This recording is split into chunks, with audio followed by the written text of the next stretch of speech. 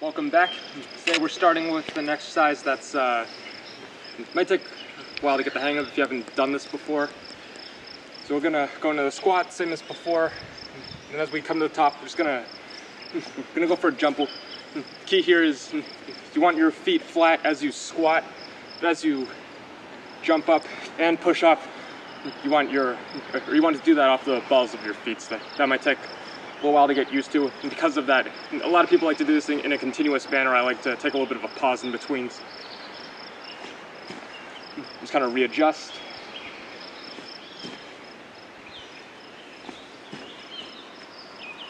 Simple enough from there.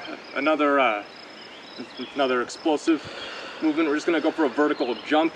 If you have one of the machines they use to test it, use that, although that's may not be the most practical option. I'm just gonna go up to the wall of the garage that we're at for purposes here. When you're setting up, I'm going to be facing the wall. You want to obviously again push off the balls of your feet as before. You want to bend your knees slightly, but not all the way down, because trying to do a vertical jump from here, that's just going to take too much energy, and just standing like this for a long time takes too much energy. Winding our arms back, but we're still keeping our chest and our eyes straight ahead. Just try. An idea is that you want to straighten your arms as you straighten your legs and push off from the ground.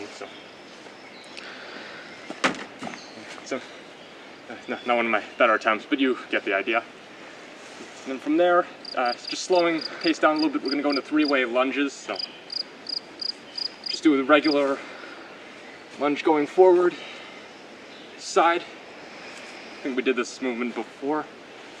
And then rotating lunge. So we have all three planes of motion, different movements work into one exercise. So from there, going in the back, we're gonna go into an isometric for purposes here and just hold the top of the pull-up position. So get ourselves to the top, just hold here, best we can. Just for as long as you can. And going to the ground here, again, involving a little bit of the glutes, a little bit of the low back. Start with our hands by our side. And as we come up, going into Superman, we're just gonna rotate our arms and hands back. And pull our shoulder blades together, back down, come up, rotate back. Back down. Again, another exercise involving some external rotation of the shoulder. Right. Employing the dip bars one more time. Going into dips from here, which is going to be really a lot of the same technique as the push-up. The only other thing I want to add is we're going to try to work the chest here, so you want to be leaning slightly forward at the top, so it's almost like you're doing a push-up suspended in midair.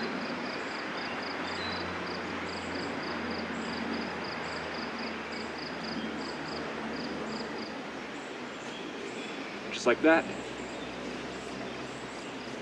And from there, we're going to go into a handstand assisted against the wall. Again, if you feel you're not ready for this one, that's fine. You can just skip over this, but it's going to be a little, again, hard to explain while I'm doing it. A lot of people like to face the wall and just sort of kick up against it. That's never really worked for me. I'm going to face away and just kind of walk my way back. From there, once you get yourself to the top, you want your arms locked out straight the best you can. Not too wide, but also not too close, just shoulder width. Suffice.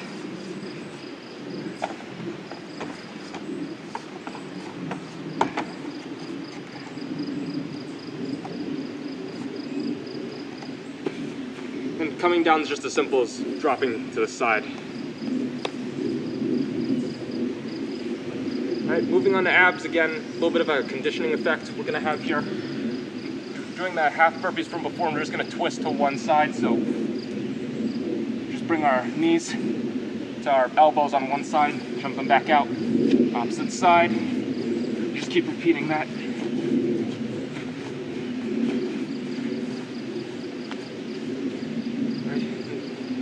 Again, if you saw the last total body workout, is a little play off the push-up variation. Just hold the plank, kick one leg back, same for the other side. Just keep repeating that movement.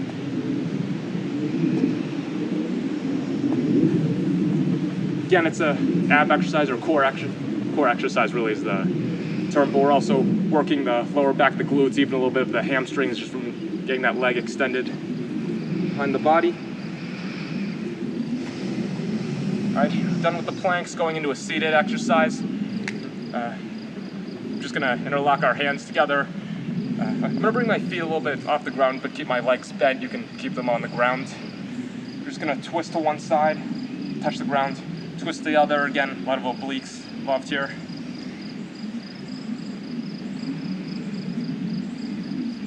All right, and last exercise of the workout for conditioning, just a little play off the high knees, but we're gonna straighten our legs.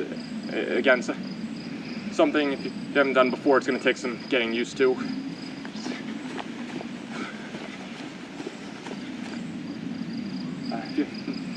If you wanna contract the abs there, because it's obviously just like the standing leg raise, you can do that. And also if you wanna kind of bring your leg up, bend, and then straighten it out as you get to the top, that might be a little bit easier. But other than that, we're good to go.